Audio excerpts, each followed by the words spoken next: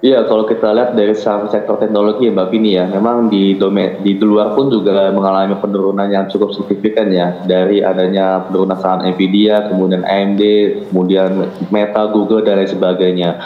Karena memang di satu sisi terdapat beberapa hasil laporan keuangan ya yang di bawah estimasi dari konsensus yang menjadikan aktif selling ya di saham-saham tersebut. Dan kalau misalnya kita lihat di domestik ya, memang ini saham sektor teknologi ini cukup sangat berkaitan ya bagaimana terkait outlook suku bunga ya Mbak Vini ya. Ya memang kalau kita lihat dari suku bunga domestik atau Bank Indonesia kemudian dari The Fed ini masih cukup berpeluang untuk dipertahankan dalam jangka menengah dan juga pendek. Tentu ini bisa berdampak pada saham-saham teknologi secara negatif. Dan di satu sisi juga kalau kita lihat dari beberapa pelaku investor yang ini sudah melakukan aksi selling atau aksi taking profit terhadap saham-saham teknologi mengingat peningkatan yang cukup signifikan dari beberapa hari terakhir khususnya dari pembukaan pasca libur lebaran. Dan di satu sisi juga kalau kita mencermati ya masih adanya dari rumor ya terkait bagaimana aksi korporasi dari Grab ya, dari Grab Singapura ini diisukan akan mengakuisisi Goto ya, khususnya dari GoRed itu sendiri Mbak Vini. Jadi Ya. memang sentimennya ini kurang lebih masih wait and see ya secara umum untuk saham-saham di sektor teknologi Mbak Vini.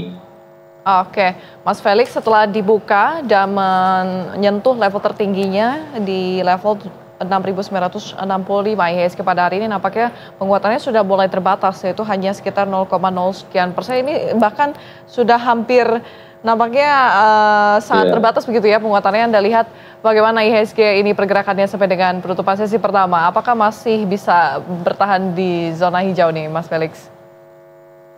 Iya, kalau kita lihat memang investor sangat wait and see ya dan juga punya perbedaan pandangan terkait bagaimana kebijakan suku bunga The Fed ini berdampak pada pasar domestik ya, pasar saham domestik.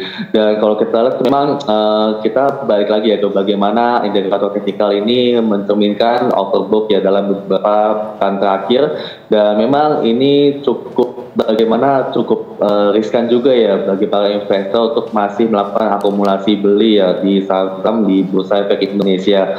Cuma memang ya kembali lagi Mbak Vini ya, dalam beberapa saham yang ada di market ini udah ada yang memang jadi sasaran jual alias taking profit ataupun memang masih belum menunjukkan peningkatan yang signifikan Mbak Vini. Jadi memang secara jangka pendek ini tergantung ya bagaimana investor mencermati perkembangan di pasar global dan juga pasar domestik. Namun bagaimanapun juga secara fundamental rupiah ini masih cukup gamang ya. Ini masih belum menunjukkan penguatan di perdagangan hari ini Mbak Vini. Jadi kita lihat mungkin masih akan divergence ya untuk pergerakan IHSG pada perdagangan hari ini Mbak Vini. Oke. Dan kalaupun terkoreksi, Mas Felix, nampaknya ini juga masih koreksi sehat begitu ya, karena taking profit juga yang dilakukan oleh para investor. Iya Mbak Vini, kita lihat kalau misalnya masih di atas level 6.800 ya, ini sebenarnya masih cukup sehat dan juga peluang untuk kembali menyentuh level psikologis 7.000 ini memang masih cukup terbuka ya Mbak Vini ya. Jadi kita akan cukup adaptif ya terkait bagaimana dinamika market dalam beberapa hari ini Mbak Vini. Oke, Mas Felix, dan jika The Fed bersikap netral hingga dovish begitu ya, dan kita bisa nantikan di semester kedua nanti, apakah IHSG berpeluang untuk menembus resistance baru dan juga menuju all time high baru, Mas Felix?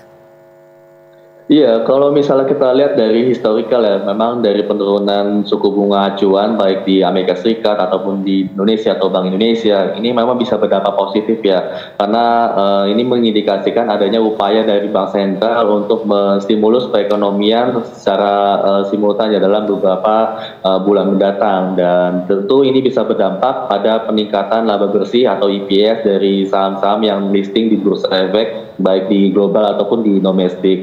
Dan Dan kalau kita lihat memang ini bisa jadi menjadi sebuah sinyal juga ya Mbak Vini ya, bahwa investor mungkin akan mengambil posisi lebih dulu untuk mencoba melakukan front loading ya terkait bagaimana kebijakan bank sentral yang ada di beberapa bulan mendatang. Dan kalau kita lihat memang doviznya The Fed ini masih terbuka ya, meskipun dari statementnya Jerome Powell terakhir ini masih wait and see.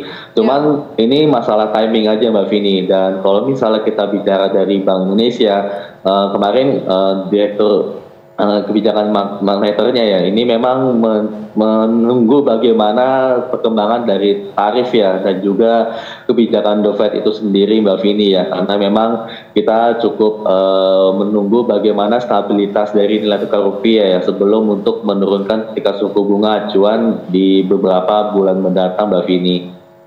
Baik, Mas Felix, adakah sektor yang menjadi rekomendasi andalan menjelang akhir pekan ini di tengah fase konsolidasi pasar global? Ya, kalau kita lihat memang jika harga emas ini masih di level 3.400 ya dolar per ounce-nya, ini tentu menjadi salah satu stock pick ya yang cukup dijagokan dalam jangka pendek ya Mbak Vini ya. Dan tentu juga kalau kita lihat dari beberapa indikator lainnya seperti harga nikel ya, ini juga menjadi salah satu stock pick juga ya bagi investor untuk trading jangka pendek.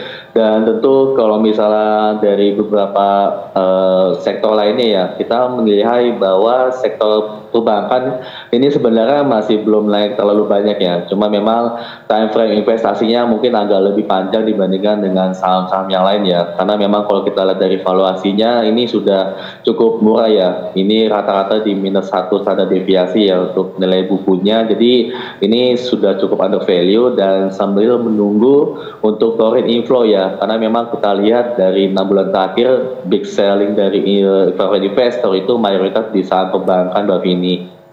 Baik, Mas Felix, terakhir sell in May and go away ini apakah akan masih ada Anda lihat? Iya, secara historikal memang sell in May and go away ini masih sangat kuat ya dalam beberapa tahun terakhir ya Mbak Vini ya. Dan kalau kita lihat, mengingat dari peningkatan ISG yang cukup signifikan dalam beberapa pekan terakhir, maka jargon tersebut menurut saya akan berpeluang terjadi lagi ya di tahun ini ya Mbak Vini ya. Jadi memang kita cukup adaptif terkait bagaimana penyusunan portofolio kita dan juga bagaimana kita bisa menyangkut saham-saham yang memang secara valuasi dan juga harga ini memang sudah cukup murah ya Mbak Vini ya, sambil menunggu kabar baik dari global khususnya dari penurunan tensi dagang dan juga stabilitas nilai tukar rupiah ya, sembari menunggu adanya peningkatan inflow dari investor asing Mbak Vini. Baik, terima kasih.